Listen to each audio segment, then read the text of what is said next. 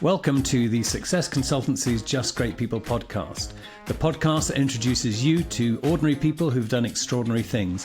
My name is Barry Eustance, and I'd like to introduce you to today's guest.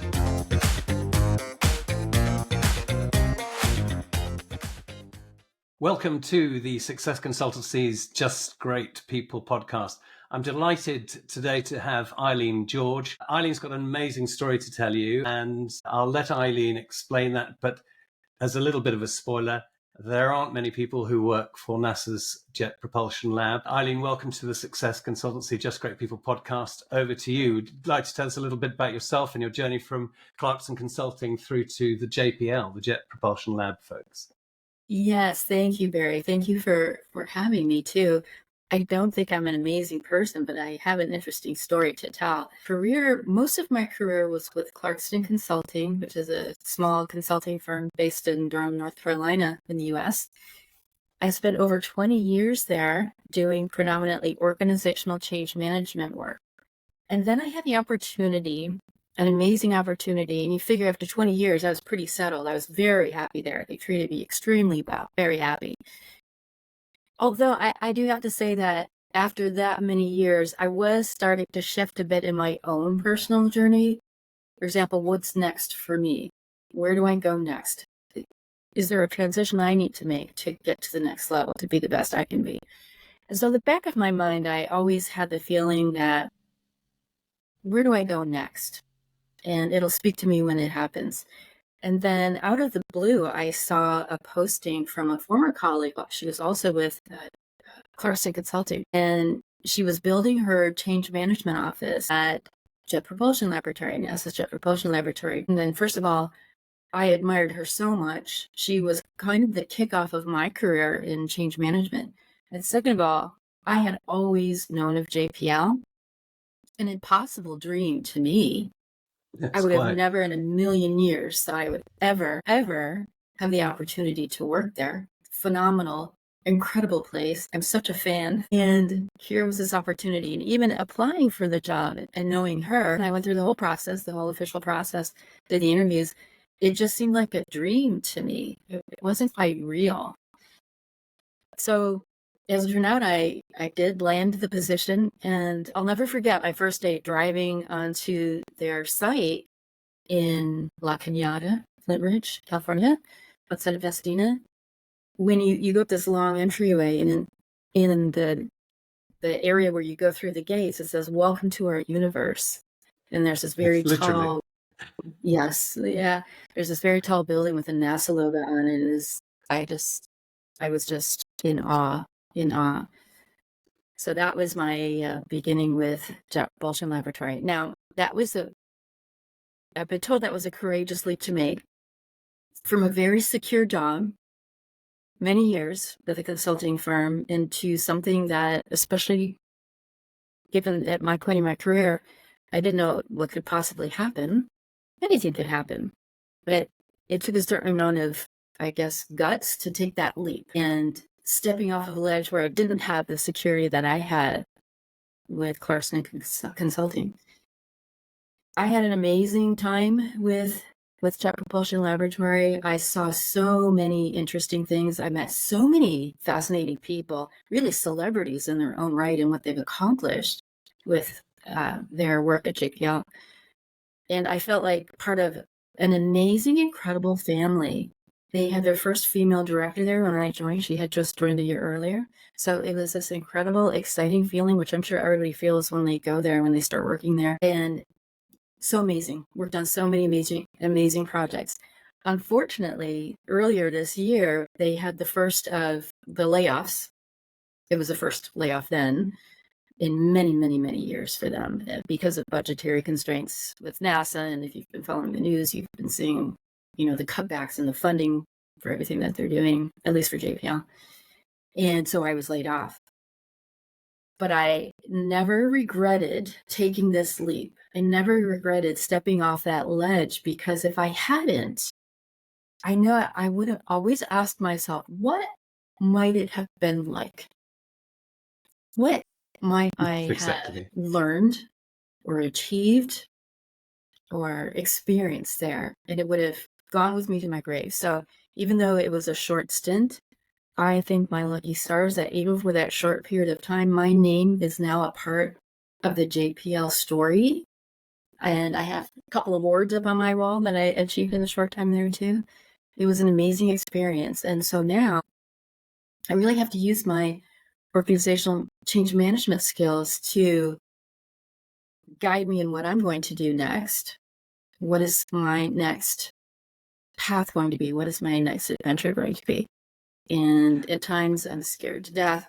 And at times I'm really excited. But you took the big leap, the one small step for a woman and one huge step for mankind. Sorry, that's reference to Neil Armstrong, but it's quite a big gig, isn't it? Walking into JPL and NASA and being part of the change leadership, change transfer and transformation fraternity, where you've got an organization that must have its own artifacts and traditions and the way they do stuff around here and hierarchies and all of that goes back 50, 60 years. Is how daunting is that when you got there to Pasadena, looked up at that huge logo and thought, here I am, what happens next? And what does happen next? I mean, clearly without breaching any confidences, but in conceptual terms, going to an organization with clear long-standing cultural tradition, how do you introduce change into that sort of environment? How does it work? It's people. People are people. Although the people working at JPL are incredibly creative, incredibly talented. They deal with changes the same way that any other organization does. But I think maybe because of the work that they do, they're used to exploring things that haven't ever been done before. Instead of maybe in some organizations, you do the same thing every day, year after year, and then when there's a change in how things need to be done, it's really tough. It's a big deal.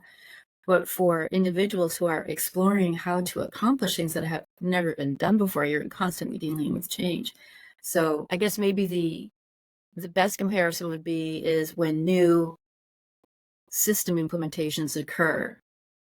There's probably some overlap there with organizations that are not anything like JPL, where here's a new system. Oh, I'm used to using this one. Now I have to do it this way. Maybe my process changed a little bit. What does that mean? But I think the mindset in most cases is we're always treading into the unknown, trying to figure out the things that are really tough to figure out. And so you've already got maybe this predisposition of what are we going to do next? And is it an innovative environment? I guess if you're shooting for the stars constantly, and I love the expression we said, "Thank your lucky stars," if you're shooting for the stars constantly, I guess having grown up with the lunar shots in the late 60s, you tend to have this sense of the technological complexity of it all. But you've just hit what I hear a lot in the change and transformation environment, that it's people. For you, it was people, and it's the innovation and the technology supports that. Is that how it works there? Is that your sense and experience? Yeah, I think that when it comes to helping people understand going from point A to point B, there are certain similarities, no matter what kind of change it is. The difference is the organization, the people of the organization, the culture, the leaders. All of that's different as you go to different organizations. So the biggest piece is understanding what is the culture in this organization. In this case, it was JPL. How are the people connected? How do they work together? What's the language they use with each other? How much of a sense of belonging is there? How much do they already collaborate? Are there any areas that maybe aren't collaborating that might have an interest in doing so? It's really the people in that organization that makes the entire difference of the change. You can take pretty much any framework, and as you know, there's all kinds of frameworks to use for change management. but it's the people that make the difference, the people in that setting at that point in time. So people skills come to the fore in terms of change management and change leadership. Do you make the differentiation between change management and change leadership, or is there a differentiation in your view? Well, what I was going to say is the biggest thing is leadership skills. I think that is the foundation of a successful change, and leading change successfully is you absolutely must have good leadership skills. That needs to be there. The rest of the process around change, yes, is around those individuals and how you get them all to go with you on that journey. How do you persuade someone in an organization like that, with a tradition like that, to lead change? What are the and if you're applying that principle to other organizations, to listeners and viewers of this podcast, how do you move the puck so that the leadership understand their role in that change, to lead that change? How do you translate that into a language that they can adopt and understand and buy into your concept for the change? How do you do that? Well, I'm going to cheat here. Actually, I did cheat here. The leaders there already had the skills. They already had the skills. They already had the awareness and knowledge of this need to bring people along on a journey. So that foundation was already there. Next was formalizing it for all of the different kinds of changes that they had on the books already. So whether it was implementing an additional piece to a system that was already in place. And the interesting thing with them is that they could actually build the types of systems that other organizations will. They built their own, basically. Because you have these brilliant scientists and engineers there.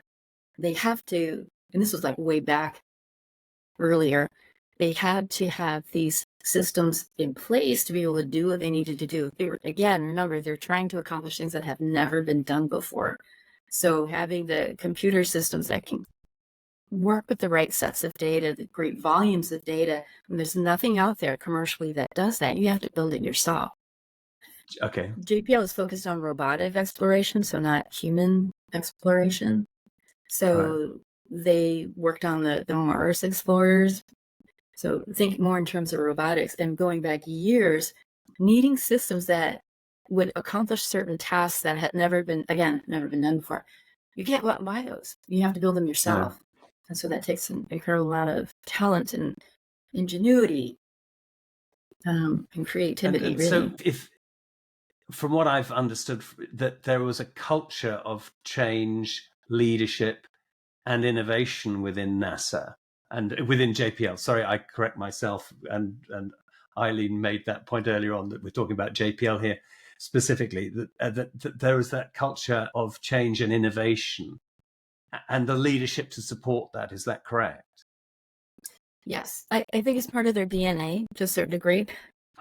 There were other areas where they were interested in improving and were open to new ideas on how to approach, in today's world, with today's challenges, how do we do this better or faster or more efficiently, and bring people along on the journey, the personal journeys that we need to make, even as the organization evolves. And I'm moving outside of the discussion about JPL and taking it into the broader context. If our viewer or our listener is working as a leader or within an organization, perhaps it doesn't have that long-standing culture where change is constant and innovation is constant, have you got any thoughts, guidance about what can be done, how organizations should be aligning themselves, structuring themselves, organizing themselves, and culturally aligning themselves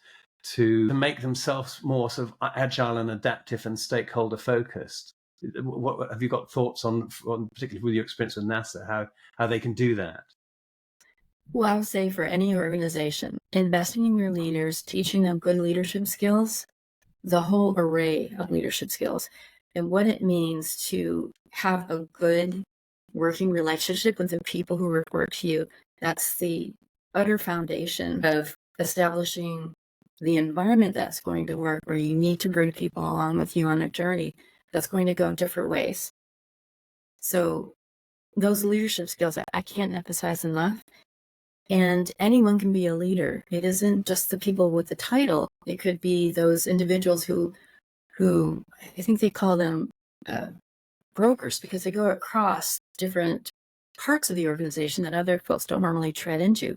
But they've been able to establish relationships across the organization. They may not have the title, but they do have the relationships with individuals there, and ensuring that those have leadership skills, especially people leadership skills. And I have to say that, especially today, as AI takes over more and more everyday tasks, being able to be an effective leader and work effectively and compassionately with people is going to make you a more valuable employee, really. And more effectively lead change. Is Yeah. that true? Is that correct in your view? That would be my opinion, yeah. Good leaders make good change leaders.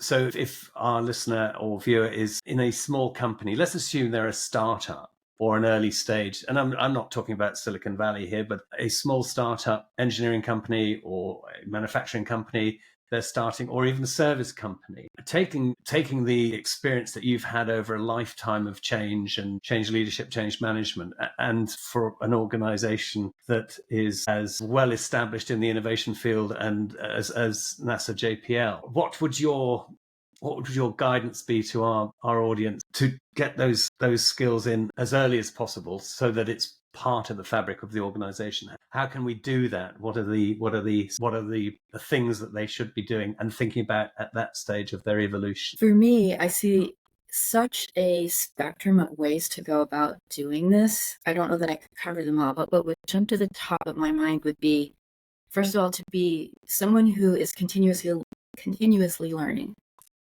So you don't get out of university and then you don't need to learn anything more. I think you need to be a continuous learner. In fact, that's one of the reasons why I joined the Oxford Review, where we met each other. That was part of my continuous learning. In addition, there are tons of official programs out there, either in university or in other professional organizations, to build leadership skills, to build your skills as a compassionate and empathetic leader. Reaching out and getting to know those areas where people are kind of congregating around those ideas and coming up with new ones and talking about those types of ideas. So it could be formal learning, it could be informal learning, it could be rubbing shoulders with people in different industries and understanding how they approach leadership.